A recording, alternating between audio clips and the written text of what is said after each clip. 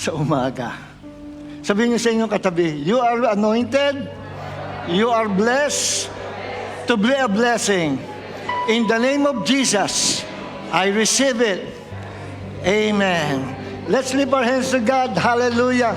Awitin natin, oh, the glory. Oh, the glory. Thank you, Jesus. We glorify your name. Hallelujah. God is good. God is great. God is holy. God is righteous. God is the only hope of the nations. Jesus is the answer. Jesus, oh glorious, create in us a temple called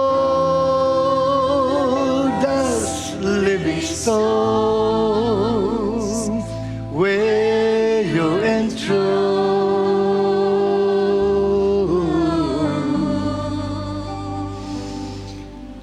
As you rose from death and power, so arise within our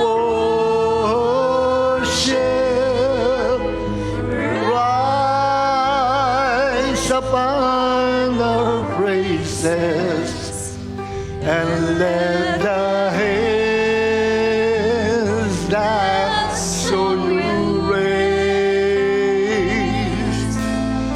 go dancing your glory.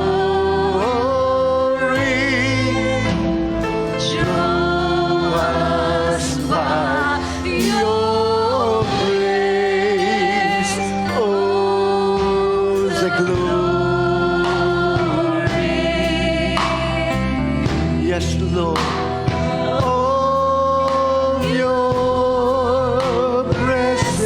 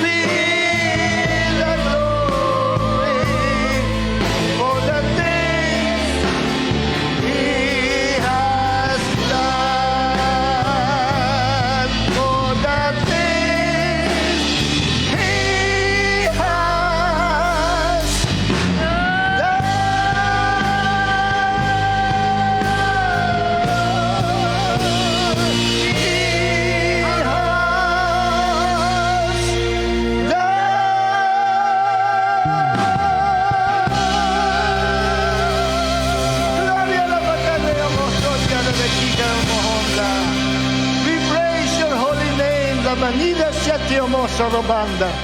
Thank you, Jesus.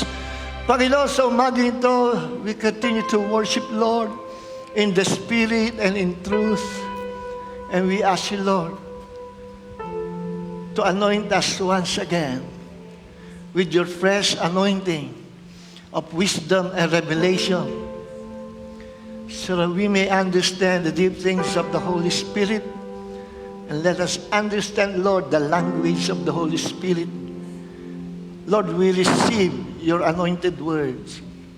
We believe and we receive your life through your word. At sa umagang ito, we will be filled with your life. At ang buhay na yan, na buhay ng Diyos na nasa amin, dumadaloy sa amin, Panginoon, will destroy every sickness and disease. Every virus, every disease germ will be destroyed by the power of God's Zoe life.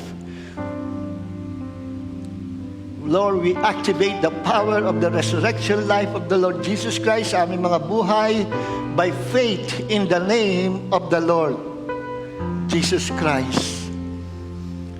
Marami po salamat, Panginoon. Thank you, Lord.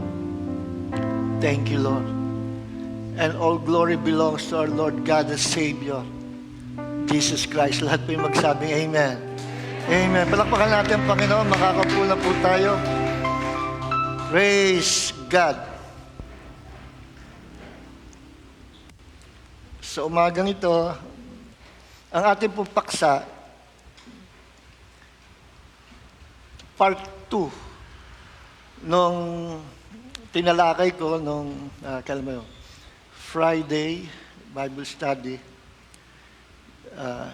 Friday nga ba yun? 2 keys to a victorious life. Pero wag na natin lagyan ng part 2 sa title. Kasi mas kumpleto kasi ito.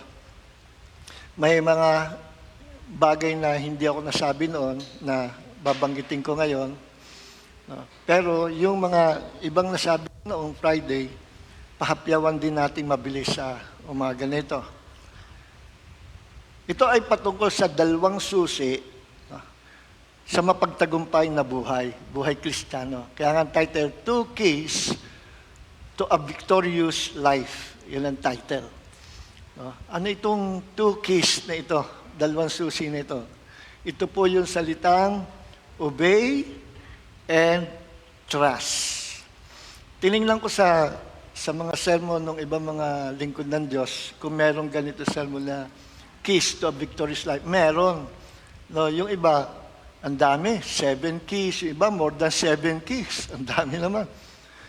Pero sabi ko, kunin ko yung pinakabuod,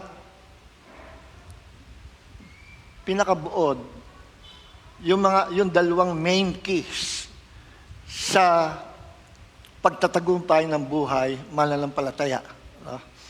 At ang 2 keys nito, i-reveal ko kaagad sa inyo.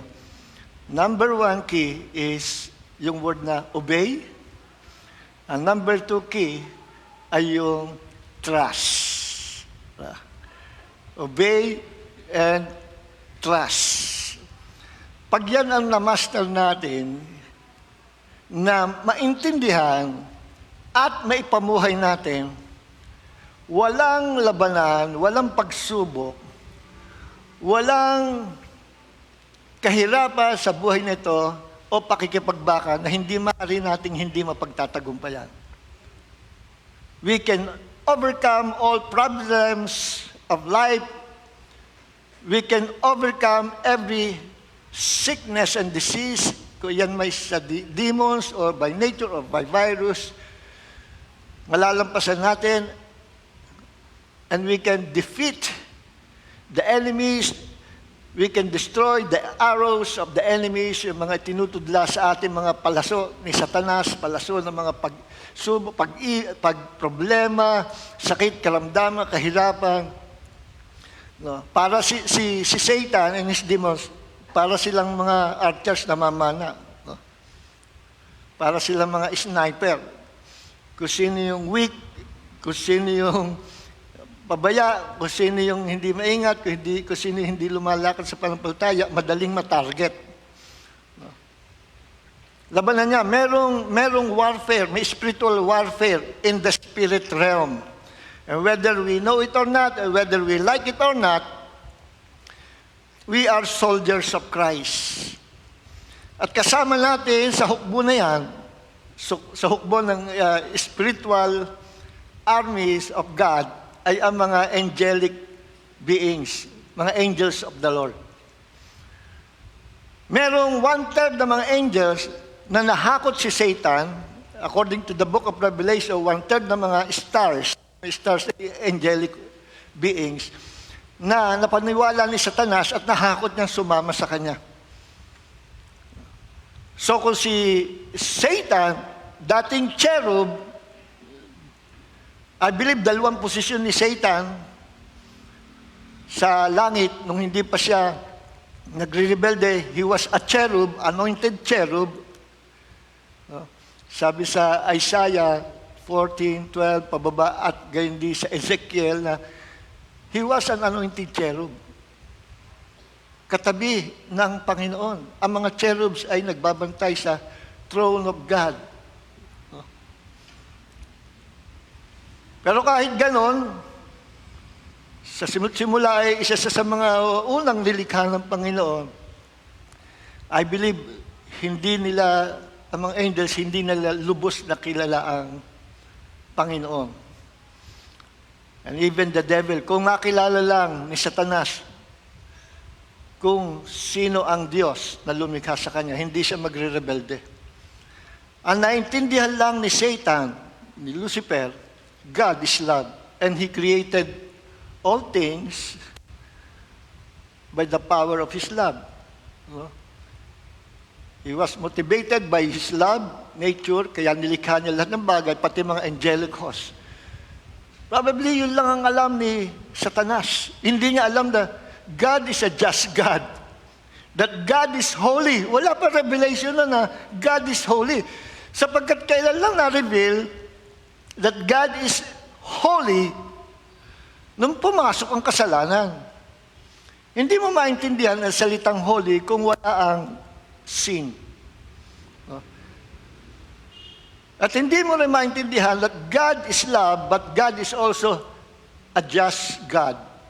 Matuwid na Diyos kung humatol. Na kailanman hindi niya kukonsintihin ang kasalanan. Kailanman hindi niya kukonsintihin o makikipag-compromise sa kalikuan. And God is always honest. He is always fair. Malayo ang ugali, karakter ng Diyos sa likas na ugali ng tao.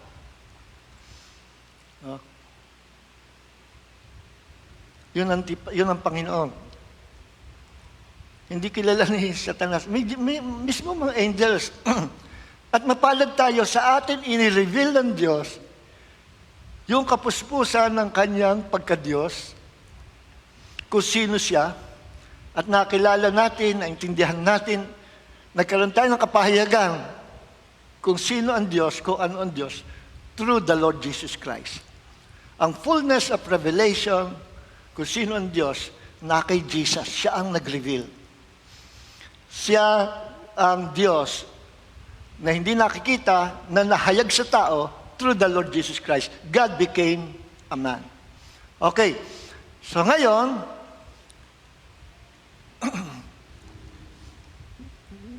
doon sa Bible Study Friday, Part 1, binanggit ko doon na yung unang magulang natin, Adam and Eve, failed the test. They were defeated. Bakit? Hindi nila nilakaran yung dalawang salita na ito. Hindi nila ginamit itong dalawang keys to a victorious life. Alin yon? Obey and trust. You will obey God if you trust Him. If you will trust Him. Those who trust God will obey Him. Magkapartner yung trust at saka obedience. So, imbis na si Adam and Eve, patuloy na gamitin nila o ipamuhay ang obedience and to trust God forever, to trust Him on His Word, hindi nila ginamit to. Hindi nila sinunod ang Diyos, hindi nila pinagkatiwalaan ng Diyos sa Kanyang salita. Kundi sa halip, mas pinaniwalaan nila si Satanas na nagsalita ng kasinungalingan. Mas sinunod nila ang sinasabi ni Satanas. Kapag hindi, sabi ng Diyos, kapag kinain nyo ang pinagbabawal na punong kahoy, the tree of knowledge of good and evil, or the tree of knowledge of blessing and calamities, or curses, you will surely die. Satan ang sabi niya, sige, kainin nyo. Hindi kayo mamamatay. And you will become like God. Yun ang gusto, yun ang desire ni Satan to become like God. At ngayon, ipinapasa niya sa tao, you will become like God. Kaya sa simula, liar siya. Mas sinunod ni Adam and Eve, si Satan, kinain nila yung pinagbabawal ng Diyos. They trusted the devil, kaya nga sinunod nila ang Diablo. Kaya if you will trust God, you will obey Him. Kapag ang manampalataya hindi sumusunod sa Diyos, kasi hindi siya nagtitiwala sa Diyos. Magkapartner po yan. Yan ang dalawang keys to a victorious Christian life. You cannot be defeated by any problems. You cannot be defeated by the devil. You cannot be defeated sa tests and trials. Papasa kayo kung gagamitin natin ang dalawang keys, obey and trust. Okay. Basahin po natin ang 2 Corinthians. By the way, singular to. Baka po may nakakapulot sa inyo ng aking salamin, yung progressive reading glass ko na nalaglag sa akin. Hindi ko maalam kung dito nawala sa kapila o sa sinakyan ko. Nawala. 2 years ko palang ginagamit yun. Napakaganda nun. Tsaka regalo sa akin, bigay sa akin yun ni Dr. Heidi, yung kapatid natin na umaattend dati dito. Nasa Bicol na yata siya. So, ito muna ang aking pinagtataga gamitin yung luma ko. Kaya lang, pang reading lang daw. Baka ako may nakakapulot sa inyo, sa akin po yun. Pakibalik sa akin. Kaya pinagpipray kong mapabalik kung saan mo napapunta yun. So, praise God. Buksan po natin 2 Corinthians chapter 2, verse 14. Pag ganyang may nawawala sabi ko, nawala na naman ako. Tiyak, may blessing na naman si Lord. May blessing naman si Lord. Yeah, praise God. Yung iPad ko, na pinagkakaingat-ingatan ko, bigay lang sa akin yon, bago pa yon. Nasira lang yung puwit ng iPad ko. 3 technicians sa SM, sabi, yung puwit lang yung saksakan. Sabi, dito ho, makaka-discount kayo sa aming bossing. Doon kami kumukuha ng mga parts. Nagtiwala naman ako. Pinaiwanan sa akin. Pagbalik, shutdown na raw. Tapos, sabi, kung gusto ko raw ibenta, galit na galit ako. Talaga, in-exercise ko yung, alam ko, may kalokohang ginawa Sinipir ko ang bibig ko, hindi ko na siya dinudge, sinapanginoon ko na lang. Galit na galit ako. Sabi ko, akala ko mapagkakatula ito. Binigyan ko pa naman ng pagmerienda. As sabi nga nung, sino ba nagsabi sa Pastor, ako yung nag-aaral ng si Louie yata, electrical sabi ng teacher namin, ang technique ng mga sa electronics, mga technician, paiwan sa'yo tapos kukunin yung gusto nila makuha. Kaya never naiwan niyo yung mga gadget. Iniwan ko, nagtiwala ako. Shutdown. Galit na galit ako, pero inalis ko yung galit ko. Sinapanginoon ko na lang. Praise God. At I believe, lahat ng nawawala sa atin, ibabalik ng Diyos. Nakikinig po ba tayo? Sabihin mo sa iyo katabi, kapatid, God takes back what the devil has stolen from us. Amen. Palakpakan natin, Panginoon. Glory to God. Kaya excited tayo sa Panginoon. Alam niyo, kapag dumadating yung mga tests and trials, ang bottom line ito. Kapag may mga tests and trials sa buhay, matuwa kayo. Bakit? Nakapila kayo. Saan kayo nakapila? Baka ikaw na susunod. You are next in line to God's promotion. Pag napasa mo yung tests and trials, i-elevate ka ng Panginoon sa another level of promotion. May promotion niya. Yan yung binanggit ko sa Bible study. After passing the test, itatas ka ng Diyos sa another level. Then in that level, sabi nga ni Joyce Meyer, another level means another devil. Pag napasa mo yung test doon, then iaangat ka na naman. Patas ang pataas. Hanggang sa abutin mo ang gusto ng Diyos na maabot mo, na ikaw ay pagpapalain ng Diyos, no, sa hindi mo inaasahang matatanggap na pagpapala. Kaya lang, pag hindi mo napasahan yung test na yon, halimbawa, tinest ka lang Panginoon, sinubo ka, ang kahinaan mo, patience. No? Kahinaan mo, patience. Madali kang mabugnot, mayamot. No? Nung hindi ka pa Kristiyano, konting nananapak ka kaagad, sira ka sa patience. Doon ka ihuhubog ng Panginoon sa patience. No? Kapag hindi ka pumapasa doon, may na-encounter kang tao, bagsak ka sa test na yon, nawala ang patience mo, sooner or later, makaka-encounter ka na naman ng test. At ganun din, same test, pero ibang tao naman. Pag hindi ka pumasa, one of these days, makaka-encounter ka na naman, paulit-ulit na. Pero once you pass the test, alam mo sa dalawa, kung dumating yung ganong klaseng test, kaya mo na, o kung hindi man, hindi na yun ang test na susunod. Promotion comes from the Lord. Pero bago ay promote, titiyakin ng Diyos na kaya mong dalhin yung promotion. Kikinig po ba tayo?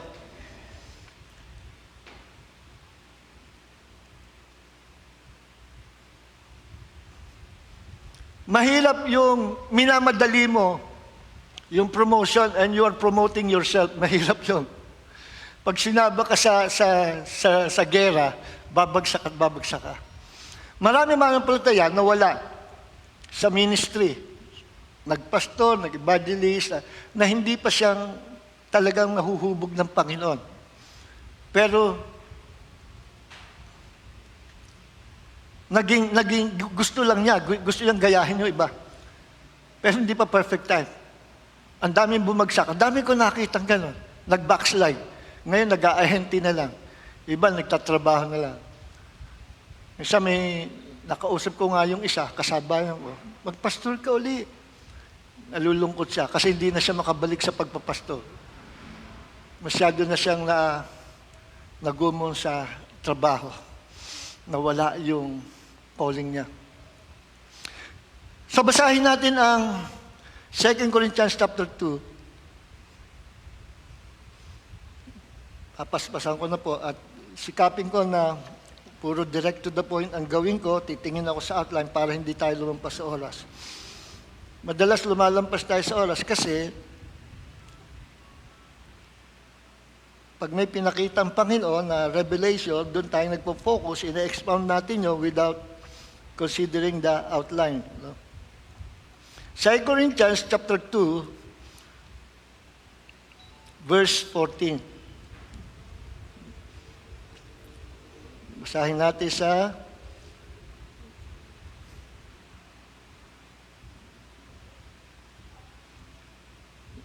NIV.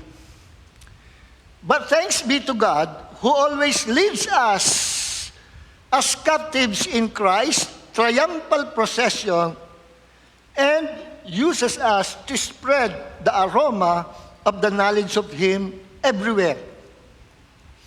Ano sabi sa Tagalog?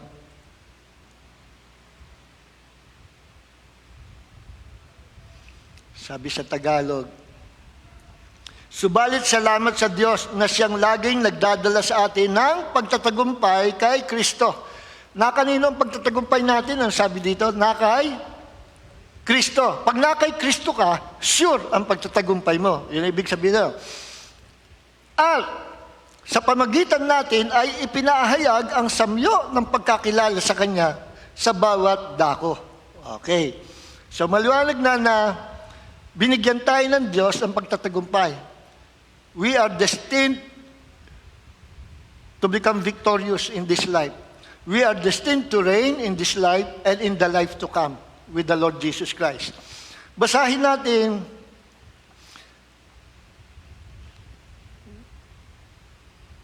ang Romans chapter 8.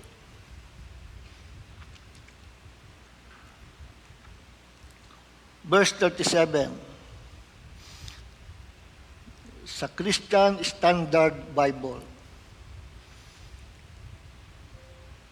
Isa sa mga magandang translation din po ito. Bago lang translation. CSB. Romans chapter 8, verse 37. No, in all these things, basahin natin nasa taas. Ano yung context bit sinabing no? Verse 35. Who can separate us from the love of Christ? Can affliction, or distress, or persecution, or famine, or nakedness, or danger, or sword, or COVID, or pandemic, or any problems in this life? Who can separate us from the love of Christ, from the love of God? As it is written, no, hindi.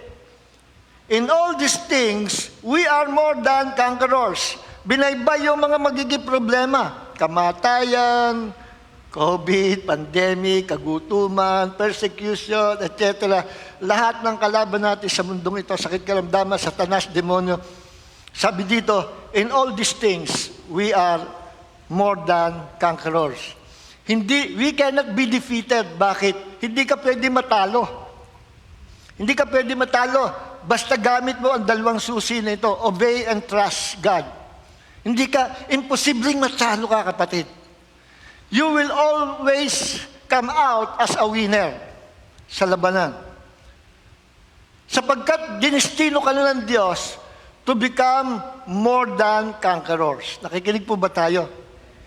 Kapag dumadating sa inyo ang testing, kahirapan, persecution, kagutom, sakit karamdaman, etc., kawalan, lahat, ano man yan, tandaan mo, lahat ng yan, mapagtatagumpayan mo. Huwag mong tutuldukan ang sitwasyon sa sarili mong kaisipan.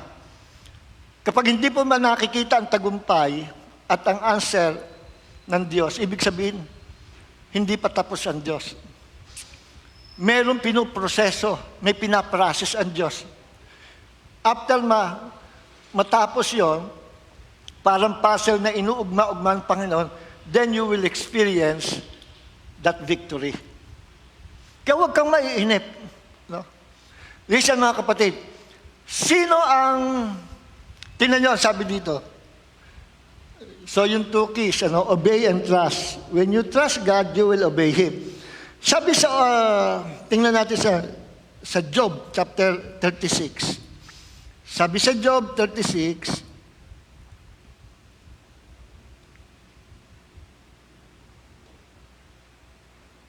verse 11, CSB Bible,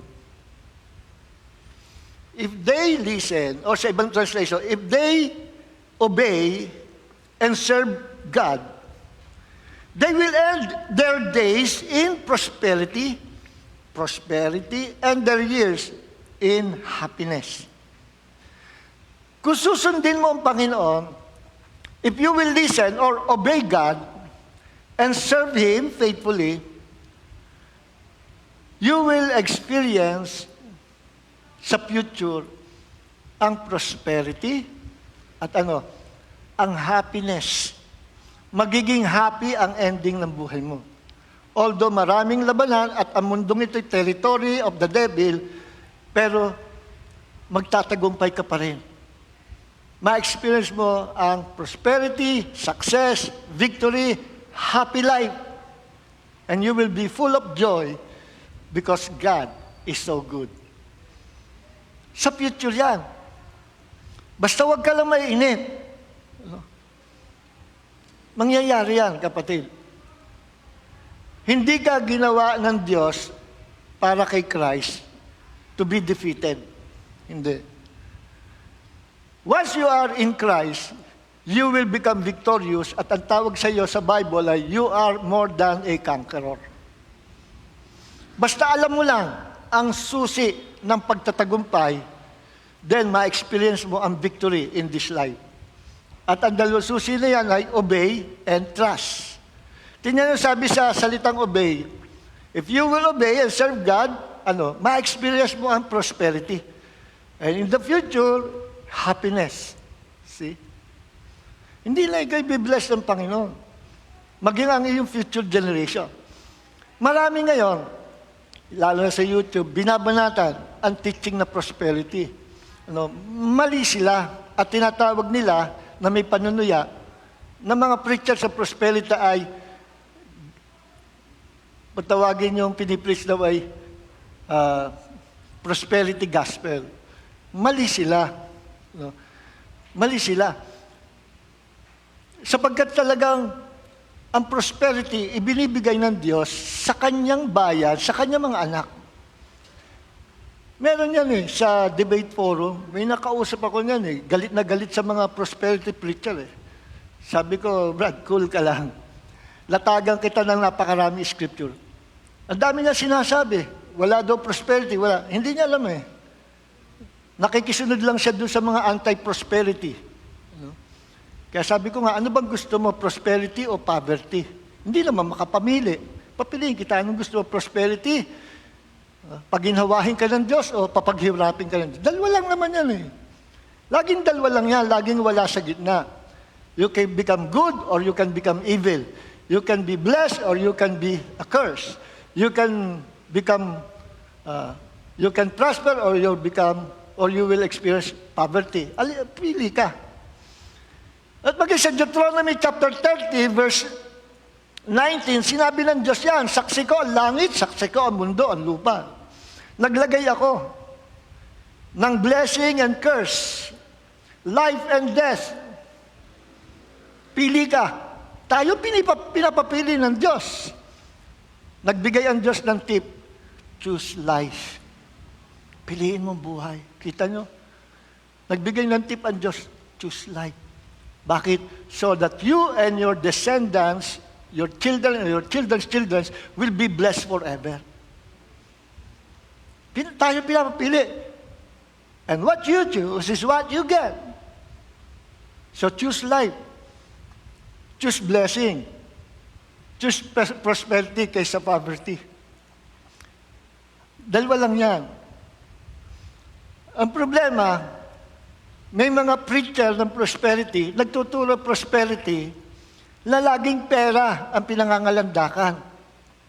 At yung iba, I'm sorry, kasamahan din natin, mga full gospel din, Pentecostal, charismatic.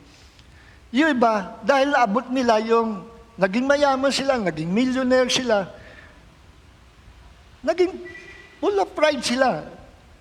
At mismong sa karamihan ng conferences, mga preachers, mga pastor talaga ito, mga kilala ito. Sabi na, kung may pinakamayaman dito, sa Amerika, isa na ako. So nagbo-boast silang gano'n. Kaya nagagalit itong mga natagulian. Ang mga nagpipreach sa prosperity ay anti-Christ or unscriptural, unbiblical. Kasi nga, nakikita, mali yung pamumuhay nila. Kung na-attend nila yung riches and wealth, like pinayaman sila ng Diyos, naging full of pride naman. Well, I tell you mga kapatid, pag dinipay natin prosperity, ang prosperity, hindi ibig sabihin magiging milyonaryo ka, magiging bilyonaryo ka. Wrong. Hindi yon. Ako ginawa ko ng sarili kong definition, prosperity, I define prosperity, at pag ito'y nilarag ko doon sa mga anti-prosperity, hindi na sila manaig hindi nila matututulan. Ito ang biblical prosperity definition. Prosperity is God's abundant grace to meet the needs of His people according to His promises through the Lord Jesus Christ.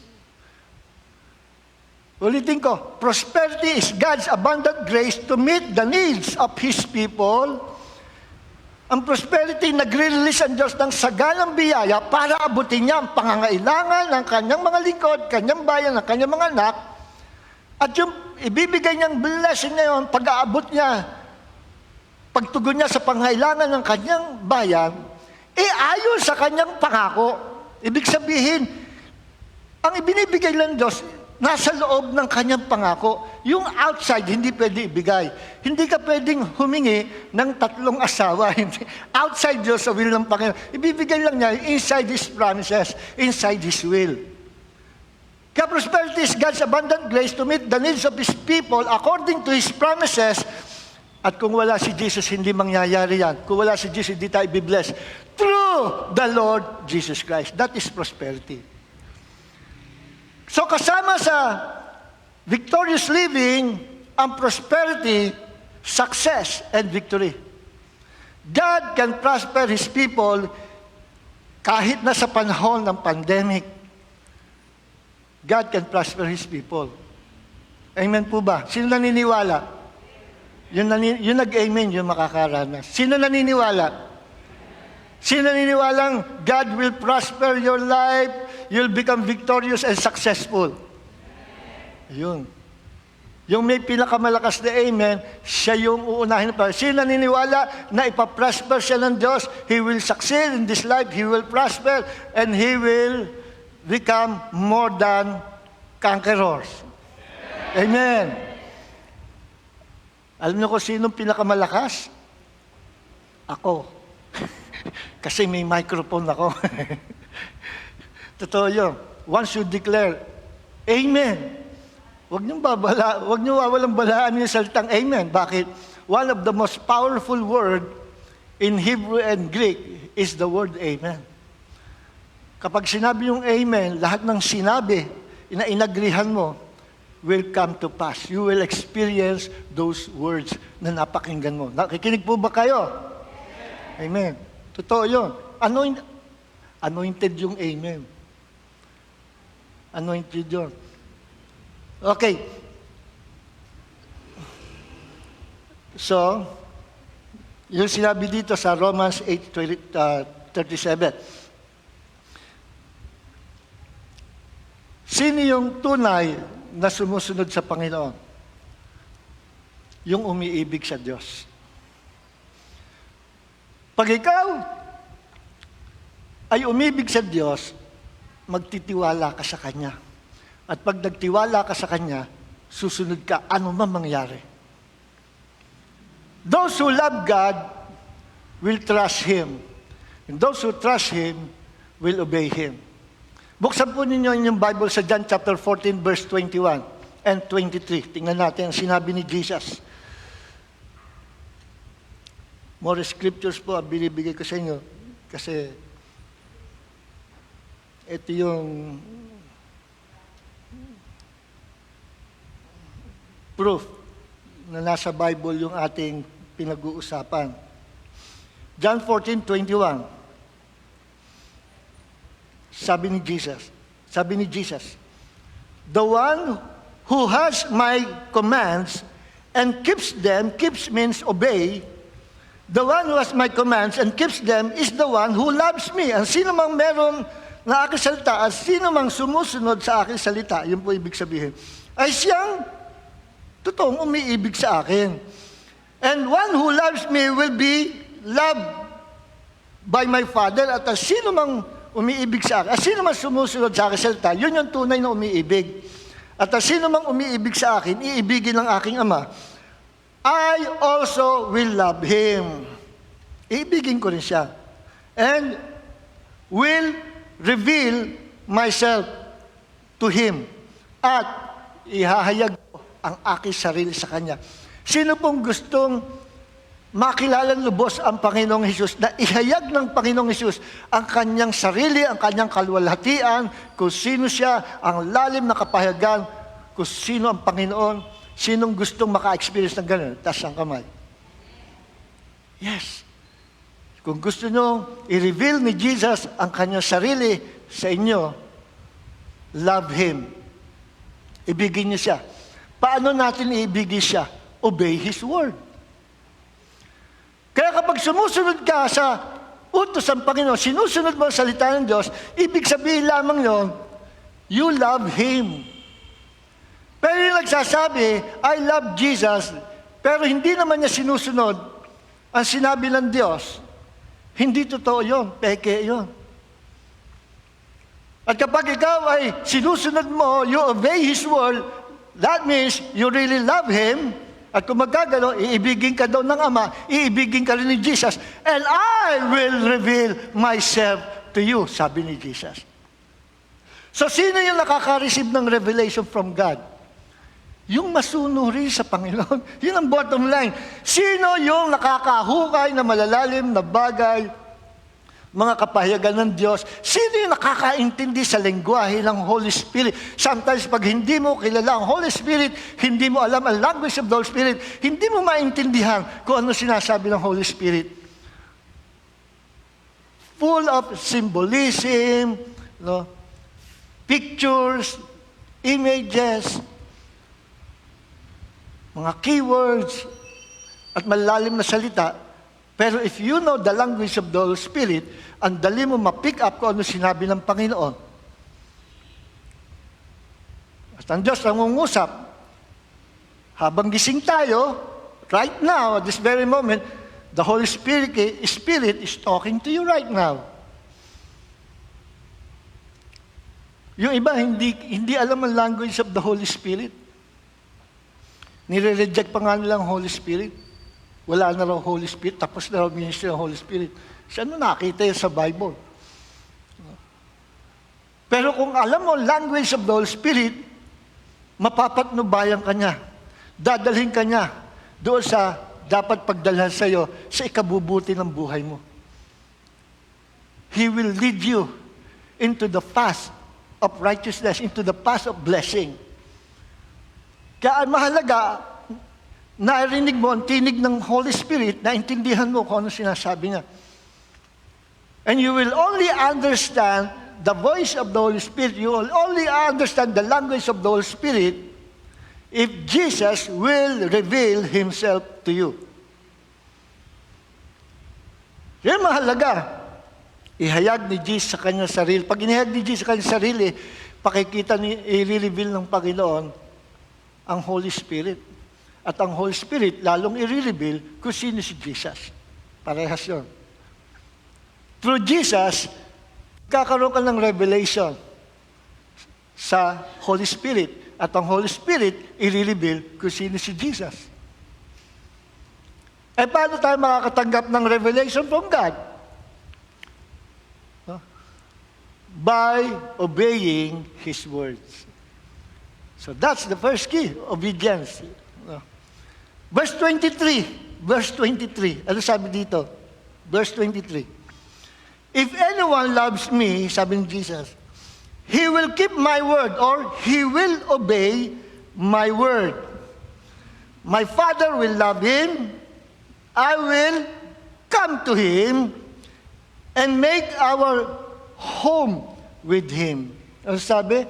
My Father will love him, and we, hindi lang pala kayo sarili, we, the Father and Jesus, will come to you and make, sabi ng Panginoon, and make our home with you. Sino man sumusunod sa aking salita, nag-iingat sa aking salita. Yung salitang keep kasi, sa Greek ay obey, or pahalagahan mo. Pag pinapahalagahan mo ang salita ng Panginoon, susundin mo yan. Mahalaga yan eh. Iniingatan mo yung kanyang salita na baka hindi mo masunod. Kaya yun ginamit salita to keep, who keep my words. So in short, keep means obey. Those who obey my words, sabi ng Panginoon, yan yung tunay umibig sa akin at iibigin namin siya. At ang Ama at ako mananahan sa Kanya. Di ba sabi sa 1 Corinthians chapter 3 verse 16 at saka sa 1 Corinthians chapter 6 verse 19, we are the temple of the Holy Spirit. Ang Holy Spirit is now dwelling in us, in this body. Doon siya nandun sa ating human spirit. We are the house or the temple, the dwelling place of the Holy Spirit. Pero na-discover natin sa umagang ito, sa John chapter 14, verse 23, na hindi lang pala ang Holy Spirit ang nananahan sa atin, na sumusunod sa Kanyang salita. Even the Father and Jesus dwells in us. So the triune God, our one God, no, na may tatlong persona nananahan sa atin. Imagine, the God who created the whole universe into existence, now dwelling in us. Gaano ka ka-powerful? If the creator of the universe dwells in you, gaano ka ka-powerful? Kaya nga sabi sa Bible, sabi ni James, even Paul, no, pag nagkukulang tayo sa wisdom, revelation, ask God. Bibigyan ka ng wisdom, bibigyan ka ng revelation. Bakit? Because He is dwelling in you, nasa iyo. Ang daling ibigay, kasi nasa loob natin ang Diyos. We are not God, but God is dwelling in us. Okay. Ngayon, yan ang the word obey. Sabi sa James chapter 1, tingnan, James chapter 1, puro scriptures tayo ngayon. James chapter 1, verse 2. My brothers and sisters, sa CSB Bible, my brothers and sisters, do not show favoritism as you hold on to the faith in our glorious Lord Christ. For if someone comes to your meeting, ay teka, mali pala ito. Hindi, sorry. James chapter 1, sabi ko parang iba yata.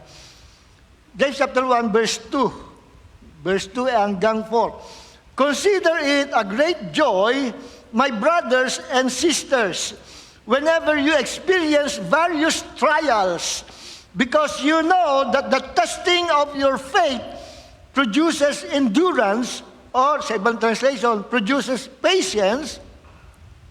Ang pagsubok sa inyong pananampalataya ay nagpo-produce ng patience or endurance. And let endurance or patience have its full effect, so that you may be mature and complete, lacking nothing. Anong purpose ng to test our faith?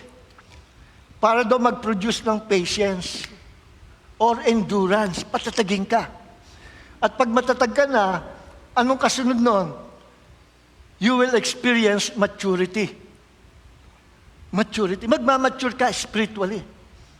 At kapag ikaw nag-mature spiritually, then God can bless your life forever.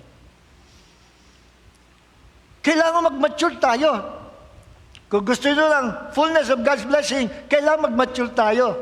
Para kagaya sa isang kingdom, ano? Bawa, isang bata, 7 years old. Pero, siya na ang namatay na yung nandun pa yung hari, tatay niya. Hindi pa pwedeng ipalit yung anak niya kasi bata pa. Pero once na ito ay nag-grow up into a mature man, pwede na siyang pumalit sa tatay niya na matanda na as king. At lahat ng inheritance ng kanyang amang king, matatanggap niya. Pero kailangan mag-mature siya. Ganyan din sa spiritual. No? To receive the fullness of God's goodness or blessings, we must grow up and mature spiritually. Mahalaga yun. Paano magmamature ang isang mananampalataya? Kailangan maranasan natin ang tests, trials, pagsubok sa ating pananampalataya. At ang pagsubok niya, huwag niyong mamasamain niya, huwag niyong sisisihin ang Diyos, huwag kayong maiinis sa buhay, huwag niyong kukwestiyonin ang Diyos. Bakit? Sinadya ng Diyos, inalaw ng Diyos na ikaw ay dumaan sa pagsubok para ano? To strengthen you, ano? To produce patience, endurance, patatagin ka sa pananampalataya mo. Maging matatag ka, hindi ka pahapay-hapay. No? Medyo masakit, mahirap, pero you will become strong. Through those tests and trials, dalawa lang kasi ang magiging natin yung attitude natin during tests and trials.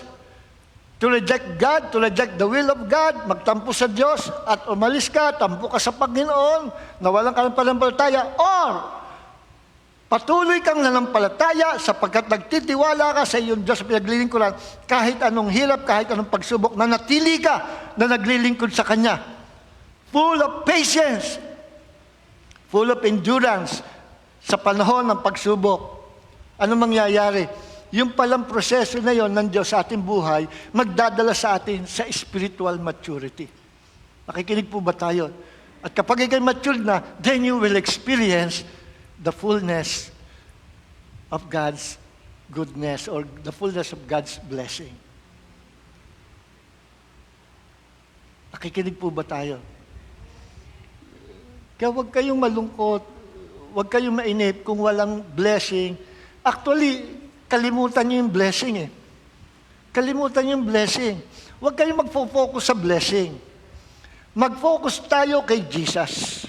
Mag-focus tayo sa paglilingkod sa ating Diyos na walang ibang motibo.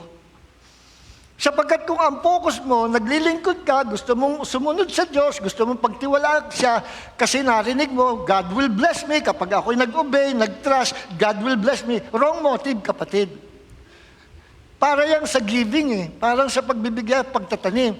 Nagbibigay ka sa ministry ng Panginoon na malaki kasi you have faith na kapag ikay nagtanim, aani ka ng marami. At yun ang goal mo, yun ang purpose mo. Kaya ka nagbibigay sa gawain sa Panginoon para ikay i-bless ng Diyos. Wrong motive. Kaya nga against ako sa pangangaral na magbigay kayo and God will bless you. Ayoko na ng ganun eh. Immaturity yun. Kaya sabi ko doon sa kasama ko,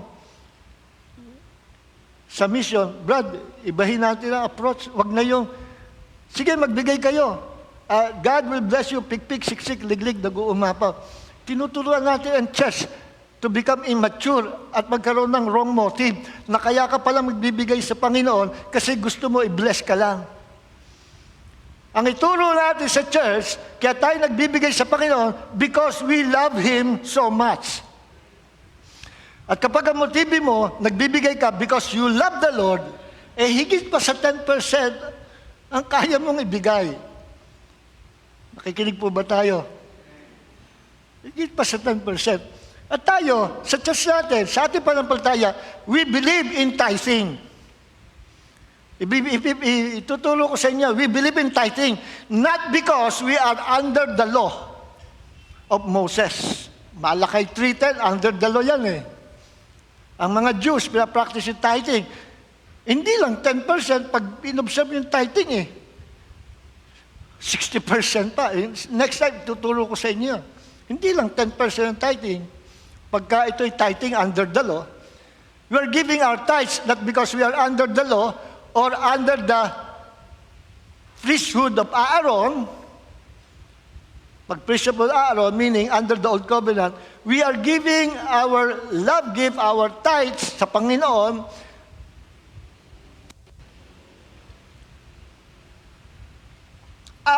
not under the priesthood of Aaron, but under the priesthood of Melchizedek.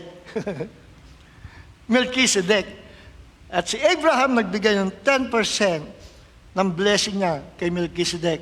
And I believe, ang mystery ni Melchizedek na itinago sa mga panahon ay na-reveal niya. I believe Melchizedek and Jesus are one. May dala-dala si Melchizedek kay Abraham. Inumin or juice, tinapay. Binigay niya kay Abraham ang bread and wine or drinks.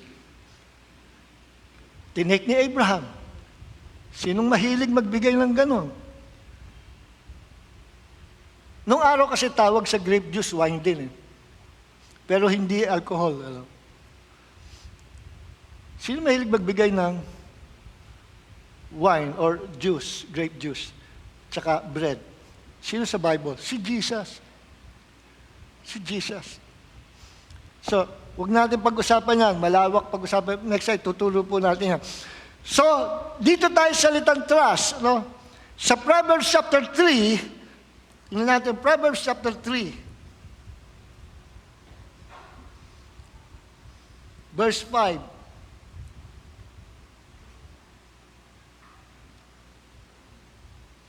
Sabi dito, trust in the Lord with all your heart and do not rely on your own understanding.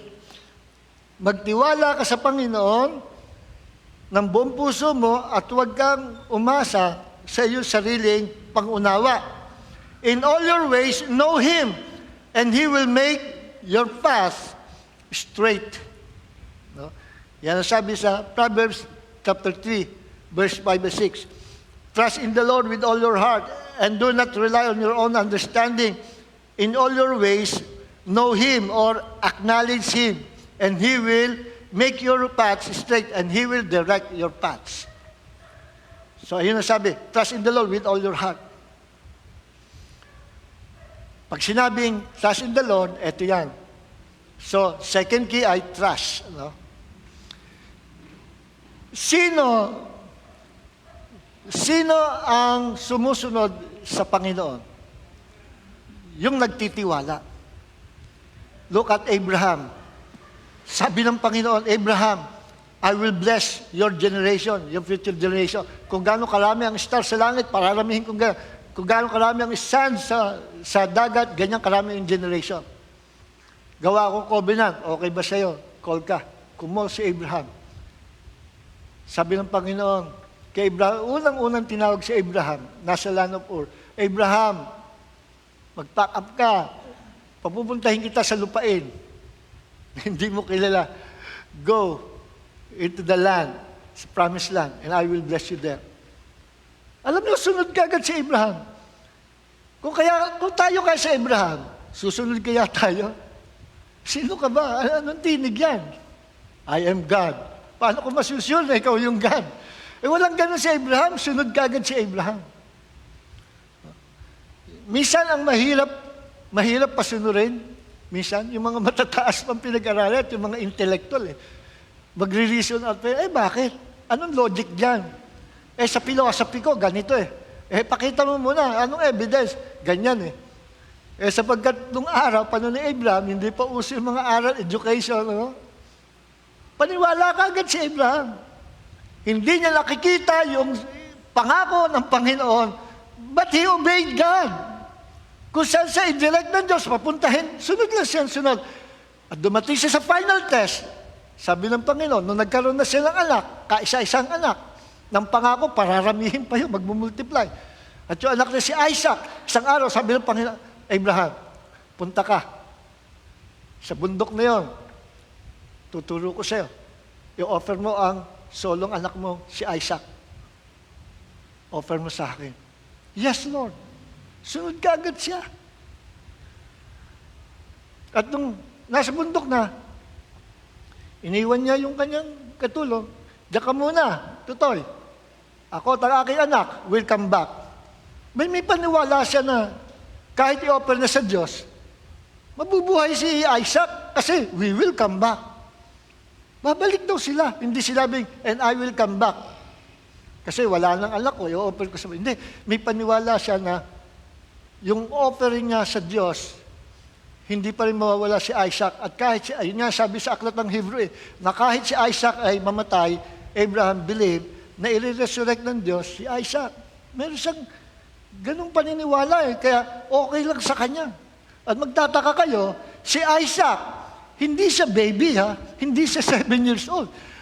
According to the historians and Bible scholars, si Isaac ay nasa 23 years old.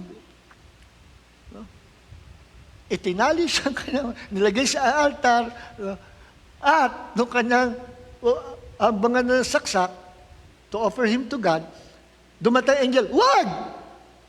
Wag! Ito ang animal sacrifice, isang ram. Hindi yan. At kung makapagpapaliwanag ng angel pa ngayon, hindi yan. Ang Diyos hindi mamamatay tao.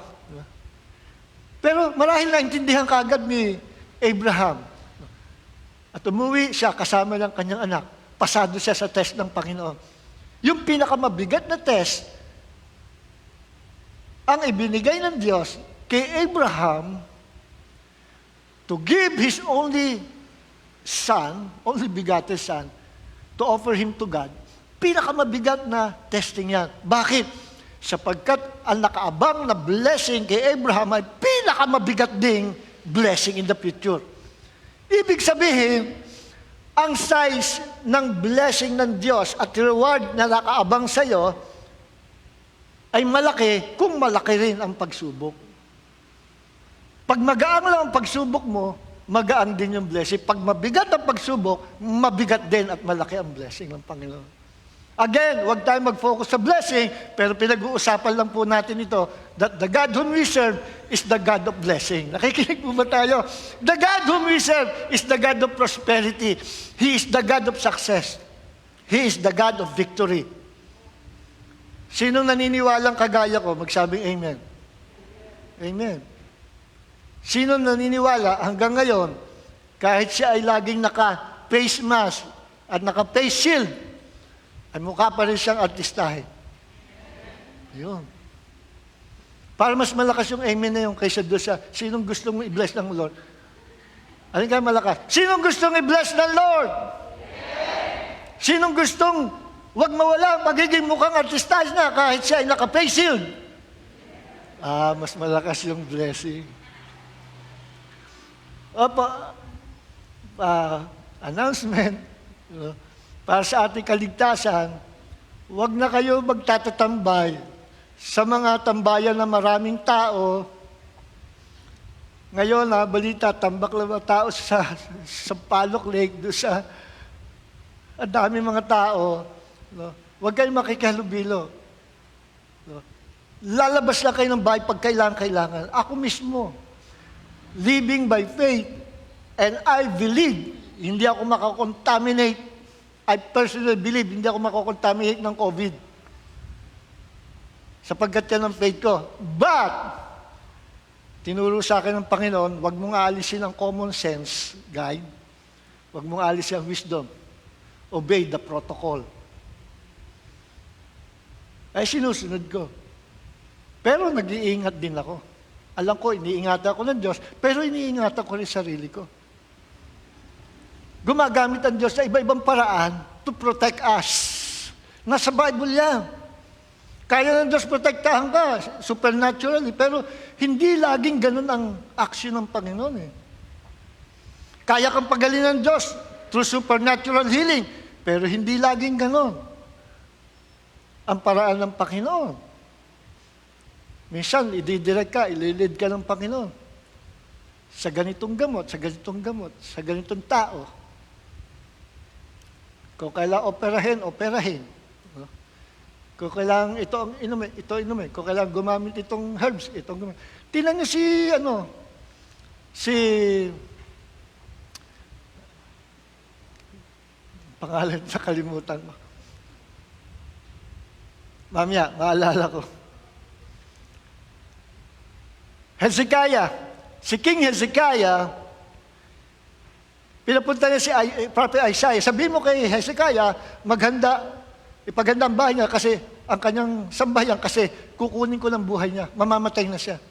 Dating yung propeta, Hezekiah, ihanda mo yung sambahayan kasi kukunin ka ng Panginoon. Mamamatay ka na. Umiyak si Haring Hezekiah sapagkat he was a good king. Sabi niya, Lord, alalahanin mo yung ginawa ko noon, yung ganito. Inalis niya ang focus sa lahat ng bagay, humarap siya sa wall, at sa wall siya humarap para ang Diyos lang ang laman ng kanyang isip at Diyos lang nakikita. Umiyak, at siya nag-humble sa harapan ng Diyos.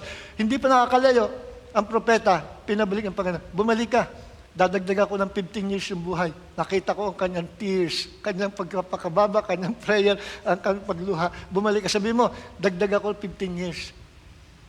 Sapagkat pinagagaling ko siya. Then, sabi sa Bible, and God healed Hezekiah. Pinagaling. At nung sinabi pinagaling, sabi ng Panginoon, sabi mo kay Hezekiah, pumunta doon at i-apply niya sa kanyang katawan, sa kanyang sugat. I forgot the name. Nung herbs, dahon. Ba't kailangan pa yung dahon? Pinagaling na ng Panginoon. Ewan ko, iba-ibang paraan ng Diyos. Pinagaling ng Panginoon, pero kuha ka ng herbs. Nakalimutan ko yung pangalan ng ano eh. Okay. Mamaya na. Kasi dyan tayo mapupunta. Pag naalala ko yun, mag-expound. Wala na tayong oras. Okay. So, we must obey God and we must trust Him. Okay. So, paano tayo magta-trust? Ano ang tunay na biblical way to trust God? Ang tao nagtatapat sa Panginoon, nagtitiwala sa Panginoon, number one, will obey God. Will obey God. Number two, ang tao nagtatrust sa Panginoon, isisipin niya ang kanyang bibig at hindi siya magsasalita ng negative against God, against the will of God, against that negative situation sa kanyang buhay. He will never confess or declare negative words or words of doubt or words of cursing words. Hindi siya magsasalita. Why? Because he trusts his God. So, ang tao nagtitiwala sa Panginoon, number one, will obey God. Number two, nakasiper. Walang negative words na lumalabas sa kanyang bibig. Nakikinig po ba tayo? Kundi bagkos, ang tao nagtitiwala sa Panginoon, puro positive words, words of blessing, words of God's promises, ang lalabas sa kanyang bibig because he trusts his God. Ang taong hindi nagtitiwala sa Diyos, puro negative words ang lalabas sa bibig. Ang hirap ng buhay. Ba't ganito? Parang walang tugon ng Diyos. Bakit ganito? Alam natin, God is a good God. Pero dapat ibinibless tayo. Dapat nililigtas tayo. Puro reklamo dito, reklamo dito. Alam niyo, sabi sa Numbers chapter 14, verse 28, kay Moses, sabi ng Panginoon, Numbers chapter 14, verse 28, Moses, sabihin mo sa aking bayan, kung ano kanilang sinalita sa aking pandinig. Ang sabi nila, mamamatay sila. Ang sabi nila, hindi sila makakapasok sa promise nila. Sila mamamatay sa wilderness. Kung ano sinabi nila sa aking pandinig, yun ang gagawin ko sa kanila. God will allow it to happen. It will happen. It will come to pass. Alin, yung sinasalita nila, kung ano man yun, negative words. At yun ang totoo. In the kingdom of God, ano maating sinasalita, whether it is positive or negative, whether it is a word of blessing or a cursing word, both will come to pass sa ating buhay. Kikinig po ba tayo? Because death and life are in the power of the tongue, and those who love it shall eat the fruit thereof. Proverbs chapter 18, verse 21. So we better trust God. And if you really trust God, you will obey His word. If you really trust God, isisipal mo ang bibig mo. If you really trust God, you will confess the promises of God at puro positive ang lalabas sa iyong bibig. Kikinig po ba tayo? Ang choices natin, pararangalan ng Diyos. Iaalaw ng Diyos kasi we are free moral agents, ilikha tayo ng Diyos with freedom to choose. At kung anong choice mo, yun ang ibibigay sa iyo ng Panginoon. Deuteronomy chapter 30, verse 19. Kung anong choice mo, yun ang iyong i-declare. Kung ang choice mo ay to go to hell, God will allow you to go to hell. Kung choice mo go to heaven with God, God will bring you to heaven, to His presence, to be with you forever. Ano sabi? Ang choice mo, yun yung sinasalita mo. Tingnan nyo, paano tayo naligtas? Romans chapter 10, verse 9 and 10. If you will believe that Jesus died and was resurrected from the dead, if you will believe with all your heart na siya'y nabuhay na maguli, and if you will confess that Jesus is Lord, then you will be saved. Paano ginawa yung choice ng salvation? By speaking words. Ang choice mo, ginagawa through your words. Kaya kung ano yung sinasalita mo araw-araw, whether it is a cursing words, a blessing, or negative or positive, that's your choice. And God will allow it to happen sa iyong buhay. Nakikinig po ba tayo? Kaya simula ngayon, pagising mo sa umaga, bless yourself. Thank God. Sabihin mo, Lord, thank you. You bless my life. You bless my family. Thank you, Lord, for your divine protection. Thank you, Jesus. Praise Him. Worship Him. Declare the goodness of the Lord. So, ang key to victorious life, the two keys to a victorious life is the word obey and trust. Tingnan po natin ang biblical example. Dito po tayo magtatapos. Bilisan natin. Tingnan nyo si King Jehoshaphat. Dito na tayo mamaya kay King Jehoshaphat. Sa walls of Jericho, sa Joshua chapter 6, verse 1 hanggang 22. Sa pangunguna, this time, ang Hebrew people of Israel under the leadership na ni Joshua. Ang instruction ng Diyos, ito, sabihin mo. No. Ano saan ito? Joshua chapter 6, verse 1 hanggang 22. Joshua, sabihin mo sa aking bayan, for 7 days, iikot sila sa walls of Jericho. Papasukin yung walls of Jericho. You will invade the city. Pero itong instruction ng Diyos, ito gagawin nyo. For 7 days, iikot kayo. 7 araw. No? Yung 6 days, sa 6 days, bawat araw, isang ikot. Pag natapos yung 6 days, sa final day, na ika-7 day, 7 times iikutin nyo yung walls ng Jericho. Nasa outside ng walls. Walang magsasalita. Tanging yung trumpet lang ng mga high priest ang tutunog. Walang magsasalita. Dito, tinesting ng Panginoon ang kanyang bayan kung susunod. Sapagkat ang Moses generation, hindi nila naisipan ang kanilang bibig. This time, ang Joshua generation, isiniper nila ang kanilang bibig sa loob ng 7 days na umiikot sila. Walang nagre-reklamo. Ang lawak kaya ng walls of Jericho. Ang lawak city yun. Ang lawak no. Imagine, isang araw, isang ikot. Sa final day, sa ika-7 day, 7 times, pagod ka na noon. Ang layo. 7 times, pagod na yung mga tao. At sa final day, pero wala nagreklamo. Wala kayong mabasa nagreklamo. Sa final day, na sila'y pagod na, hinipan ng trompeta, at yung signal na sila'y sisigaw, saka sila sumigaw sa final day, ika-7 day. Yung sigaw nilang yon, ano naging effect? Supernatural victory. Gumuho yung mga walls ng Jericho. Gumuho. At nung gumuho, napasok nilang walls of Jericho, they defeated the people of Jericho. Sinalaki nila. At walang itinira na may buhay doon. Yung instruction ng Panginoon. Except Rahab and his household. Yun lang iniligtas. Pangako yun kay Rahab. Nalipol ang mga tao doon. So, bakit nagtagumpay sila Joshua sa paglusob sa city of Jericho? Because they obey God. They obey His word. Bakit sila nag-obey sa salita ng Diyos? Because they trusted God. So when you trust God, you will obey His word. Maliwanag po ba?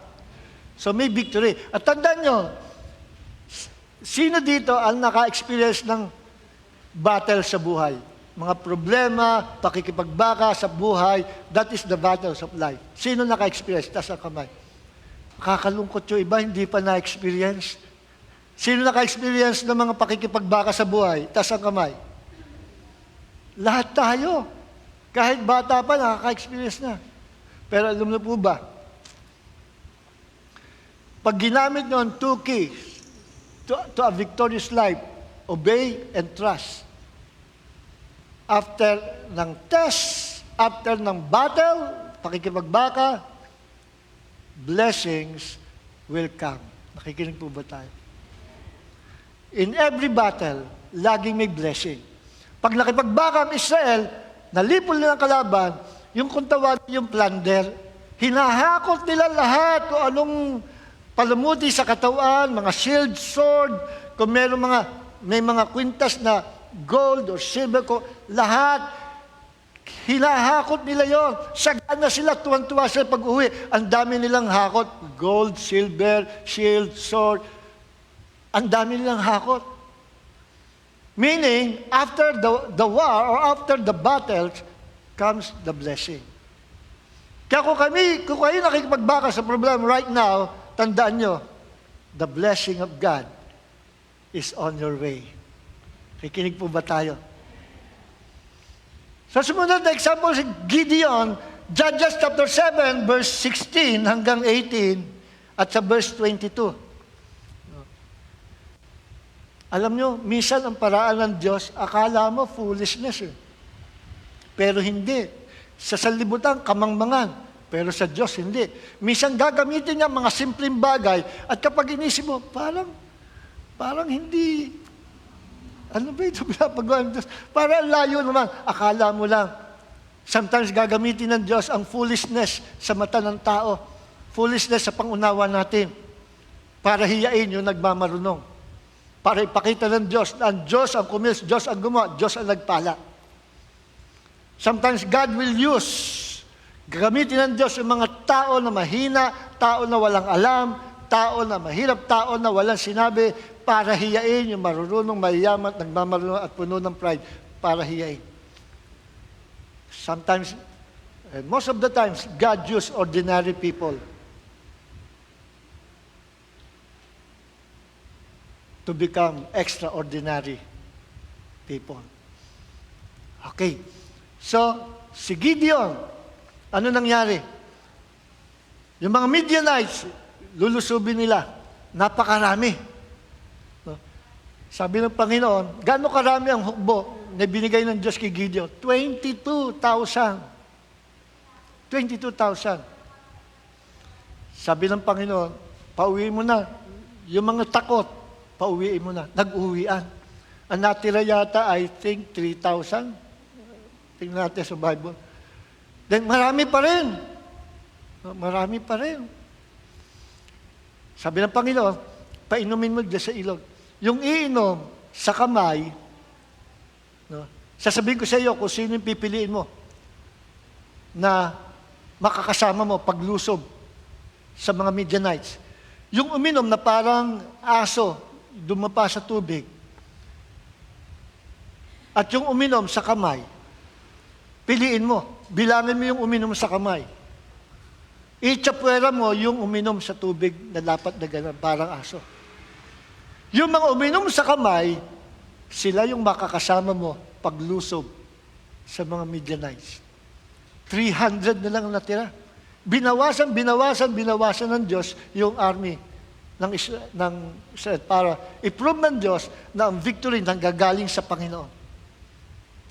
Minsan babawasin, aalisan ka ng Diyos ng mga bagay pinagkakatiwalaan mo, aalisan ka ng tao na pinagkakatiwalaan mo, magiging storms ng iyong blessing, aalisan ka ng mga bagay, promotion, aalisin lahat ng Diyos, at ngayon hungkag ka na. God will prove it to you na ang source ng blessings, ang source ng promotion, ay hindi manggagaling sa sariling effort mo, hindi manggagaling sa kanong tao, kundi manggagaling lang sa Diyos. At nung sila 300 na, again, another na paraan ng Diyos na akala mo'y foolishness, pero effective and powerful. Ganito yung instruction ng Diyos. Kumuha ng mga banga. Sa banga, may tsaka ng sulo, ilaw. Ilagay sa loob ng banga at espada. Tama ba? Espada, sword. Tingnan natin. Okay. Gideon, Judges. Ito na po yung huling example natin. Judges chapter 7, verse 16.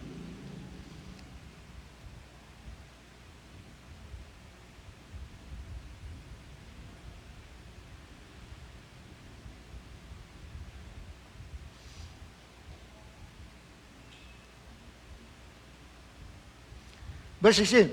Then, Judges 7, verse 16. Then he divided the 300 men into 3 companies, dinivide sa 3 companies yung 300 men, and gave each of the men a trumpet in one hand. Trumpet pala, hindi sword. Trumpet, hindi sword. And an empty pitcher, yung empty pitcher, with a torch inside the pitcher. In it, the other hand. Isang pitchen or paso na merong nakalagay na sulo sa loob. At trumpet, hindi sword, trumpet. No? At pagdating na signal, lahat sabay-sabay sila babasagin nila yung pitcher at sabay-sabay silang sisigaw at yung trumpet hihipa nila. Alam nyo, nung ginawa nila yon sabay-sabay, pagdating ng signal nataranta mga Midianites, sobrang natakot sila at kung madilim, pinagtanggol nila kasi sarili. Ang problema, ang napatay nila, puro kasamahan din nila. Malamang, madilim, nagtagaan sila, ay napatay nila sarili nila. Dahil yung mga natira, nagtakbuhan. Walang kapagod-pagod, walang ka-effort. I believe, tinatawanan lang sila ng mga Israelites at pinapanood nila yung sila naglalaban hanggang sa nagtakbuhan, naubos, panalo sila. Gumamit ba sila ng espada? Hindi. Ginamit nila trumpet, sulo, at saka yung pitcher na binasag nila. Sometimes gagamit ang Diyos na sa paningin ng tao ay foolishness, pero hindi effective para sa kaluwalhatian ng Diyos. Kikinig po ba tayo? Kung sila'y nangatwiran, kung si Gideon nangatwiran, Lord, bakit naman pitcher? At saka ba't mo binawasan? 22,000 kami, ba't mo binawasan? Ang dami ng Midianites. Ang dami nila. Ano magagawa namin? Binawasan pa. Mula sa 1,000, binawasan. Ginawang 300 na lang. At yung 300, dinibide pa sa 3. Pumaligid sa camp ng Midianites. Kaya akala mo mukhang marami sila Kaya imagine niyo yung sound ng nabasag na banga, sabay-sabay, tapos nagsigawan at nag-trumpet. Akala mo napakarami. Kaya natakot sila. At yun ang victory sa araw na yon na binigay ng Diyos sa kanila. And after that, God blessed them. In every battle, meron nakalaan na blessing ang Panginoon. Huwag na kayong mga tuwiran sa Diyos. Ba't ganito ang buhay? Ba't ganito? Maghintay na lang kayo sa Panginoon. Sapagkat God will make a way. To your victory, God will make a way para bumuhos ang pagpapala na nanggagaling sa Panginoon. Amen. Amen po ba? Si David, the great warrior of the Lord, meron siyang private armies. One time, nanggaling sila sa labanan, sa Siglag, nagkamp ang kanilang mga pamilya, nilusob ng mga kalaban, hinakot yung kanilang mga babae, yung kanilang mga asawa, mga anak, hinakot. Pagdating ng nila David, nagalit yung kanyang mga sundalo sa kanya. Kung hindi mo kami sinama, sana naprotektahan namin ang pamilya, iyakan sila doon dahil natangay ang pinakamalaga sa kanila, dinala sa bundok. Si David walang kakampi. Nag-iisa. Muntik na siyang pagbabatuhin ng sarili niyang mga sundalo. Pero hindi siya nangatwiran. Hindi niya sinabi, "Oy, ako ang inyong king, ba't niyo ako gaganyan?" Hindi. Tumahimik siya. At sabi sa Bible, and David inquired in the Lord. Sa Panginoon siya tumakbo nung wala siyang kakampi. At nagtanong siya, at sabi niya, "Panginoon, lulusubin ba namin sa bundok yung mga tumangay sa aming pamilya o hindi? Bibigay mo po ba sila sa aming kamay?" At sumagot ang Diyos, "Go, panhikin yung bundok, ibibigay ko sa inyong mga kaaway." Nung ma-receive ni David yung instruction ng Diyos, he obeyed God. Why? Because he trusted his God. Because he trusted God, he obeyed God. At ano nangyari? Yung mga pamilya nila, nabawi nila. At hindi lang yun, yung mga riches and wealth nung camp ng kalaban, nahakot din nila. At ang blessing na yan, dinivide ni David sa kanyang mga sundalo. Sobra-sobrang blessing. After ng battle, na-receive nila ang blessing from the Lord. Nasa battle of life ka ba? Kapatid, are you still in the wilderness experience? Ikaw ba'y nasa panahon ng tests and trials? Well, I tell you, you must fight the good fight of faith. Obey God. Trust Him. Because He will never leave us, nor forsake us. Hindi ka pababayaan. Just trust Him. Trust Him. Sabi ko sa Bible Study Friday, yung salitang faith,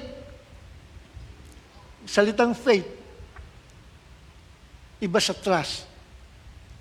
Although, iisa yan, pero i-differentiate po natin. Ang faith at yung salitang believe, sa Greek ay pistis, faith. Sa Greek, ang believe ay pisteuo. Yan, ine-express natin. Ipinamumuhay natin yan. We believe God, may action tayo ng pananampalataya during good times, and during waiting upon the Lord, we believe God, we have faith in the Lord Jesus Christ. Pag nandyan, maganda nangyayari. Ang dali magpuri sa Panginoon, ang dali manampalataya. At hindi mo pwedeng gamitin doon na yung salitang trust, sapagkat ang salitang trust, gagamitin mo lang yan at magagamit mo lang yan kapag hindi maganda ang nangyayari sa buhay mo. Kapag ka napapaligiran ka ng negative situations, kapag ikaw ay wala na sa comfort zone, kundi you are now in the combat zone, at hindi mo gusto ang nangyayari, mukhang taliwas sa pangako ng Diyos sa Biblia. Are you still going to trust your God? O ikaw'y magtatampo at sasarilinin mo na lang yung problema? Alin ang pipiliin mo? Sino dito, kahit anong bigat ang dumating na pagsubok, you will still trust your God? Sino dito? Magsabing amen. Honestly, sinong patuloy magtitiwala sa Panginoon? No retreat, no surrender. Amen. Bakit? Sapagkat ang salitang trust, ginagamit lang yan kapag ang sitwasyon hindi maganda. Diyan mo may demonstrate that you are trusting our God during bad times. Sa panahon ng kawalan, sa panahon ng sakit, karamdaman, sa panahon ng kahirapan, sa panahon ng pagsubok, sa panahon ng problema, sa panahon ng pandemic, sa panahon na wala kang pera, sa panahon na mukhang walang taong tutulong na sa'yo. Diyan mo gagamitin yung salitang trust. You better trust God or trust yourself. Sa diganang atin, we will trust our God. Trust God. Amen. Trust God. Ngayon, ang daling pag-usapan niya kasi lalo na yung walang problema o yung katataas ng problema at victory. Ang daling pag-usapan niya. At yung hindi pa nakakaranas, nung naranasan ng isang tao, Brad, cool ka lang, mangalig ka sa Panginoon, trust God, kayang-kaya mo yan, just trust Him. Nasasabi mo yan kasi wala ikaw yung sa sapatos niya. Kung ikaw nasa sapatos niya, ikaw nakakaranas, masabi mo kaya yun? Parang ganito yan. Sabi doon sa classic illustration, doon sa carnival, merong mama, lalaki, nagpaandar doon sa wire, napatutulay niya sa wire ang bisikleta. Nakarating siya sa kabila. Ganyan kalayo, nakarating. Palakpakan mga tao. Sabi niya, kayo ba'y naniniwala? Kaya kong bumalik. Yes, kaya bumalik. Palakpakan. This time, pagbalik ko, yung aking assistant na babae, pasasakayin ko sa likod ko. Sino naniniwala na kaya kong gawin? Yes, kayang gawin. Tinulay niya, naitawid niya yung babae sa kabila. Now, sino naniniwala na kaya kong gawing uli? Pabalik, lahat, taas sa kamay. Yes, naniniwala kami. Sino naniniwala na kaya kong tumawid? Mag-volunteer, iaangkas ko sa likod ko. Tatawid kami. Sino naniniwala na hindi kami mahuhulog at itatawid ko? Walang mag-volunteer. Walang mag-volunteer. Bakit? Ikaw na lang. Naniniwala kami pero ayoko. Bakit? May paniwala ka. You have faith that He can do it. You have faith. Pero iba ang trust. Ang trust, pag ikaw na, yung sasakay sa likod niya. Do you trust this man na hindi ka ihuhulog? Yun ang trust. Yun ang difference ng faith and trust. You believe. You have faith kasi kita mo. Pero kung ikaw ang nakasalang, are you going to trust God? Naintindihan niyo yung example? Ganito po natin ating kamay. Then ihawak natin sa ating mga silya. Itulak natin ang ating mga puwet. At tayo tumayo. Tapos praise God. Lord, marami po salamat sa umagang ito, sa umagang ito na pinagkalooban mo kaming kapahayagan in these times na minsan hindi kaaya-aya, maraming problema mga kapatid, maraming pagsubok, even in this pandemic times, Lord, sa aming mundo, global na pagsubok. Lord God, Ikaw po ang Diyos, nagbibigay ng katatagan, patience, endurance sa bawat isa sa amin. At Lord God, tinuturuan mo kami patuloy to trust You. Whatever happens, Lord, we will continue to trust You, Lord, and we will continue to serve You, Lord, faithfully with all our heart. Hindi kami magtitiwala sa aming magagawa, sa aming sariling effort. Magtitiwala po kami sa iyo, o aming Diyos. Ano man mangyari, kami po'y tatayo sa pananampalataya and we will continue to trust our God, who is a good God. God is so good.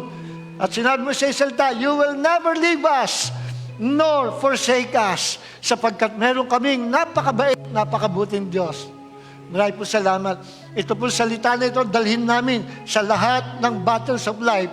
Ang mga salita na narinig namin, dalhin namin ito at maging sakbat po namin ito, maging kapangyarihan sa aming pananampalataya na hindi namin makalimutan that we will continue to obey You, Lord, because we trust You, Lord, with all our heart. Marami po salamat, Panginoon.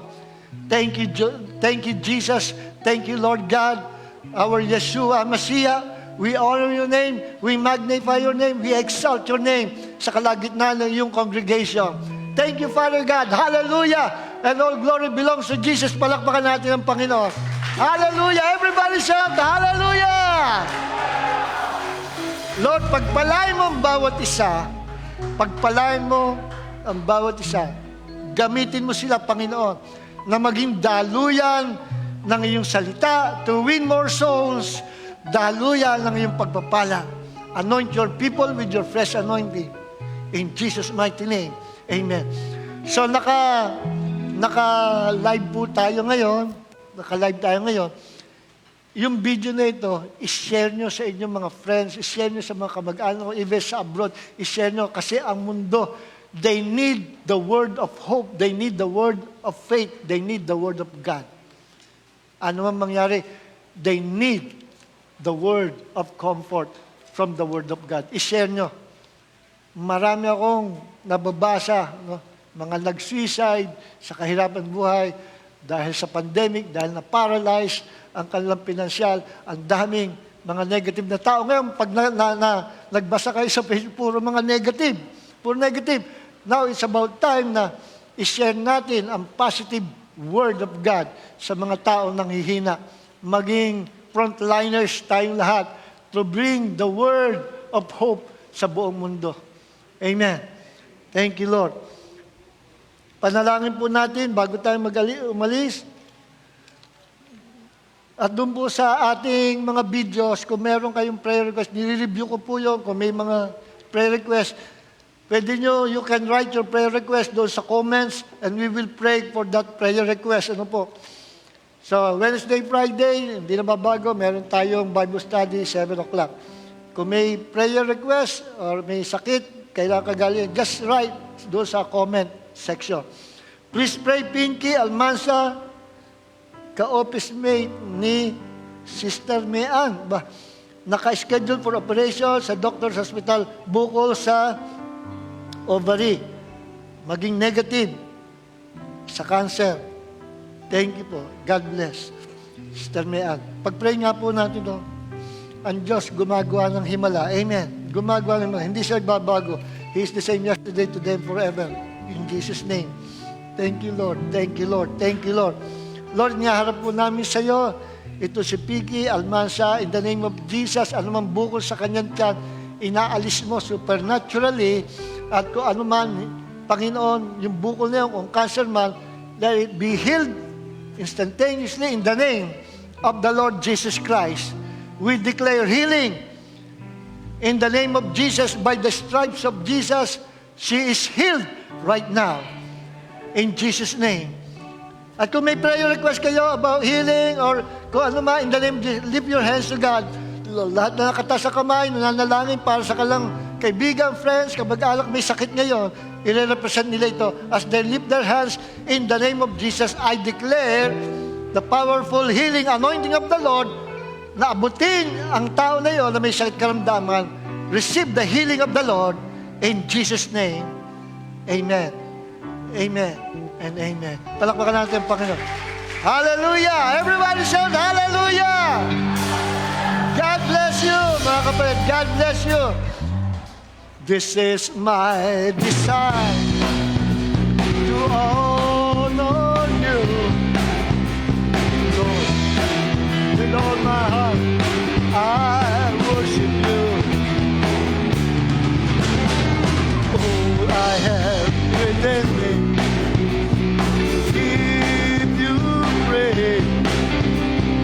All that I adore is in you.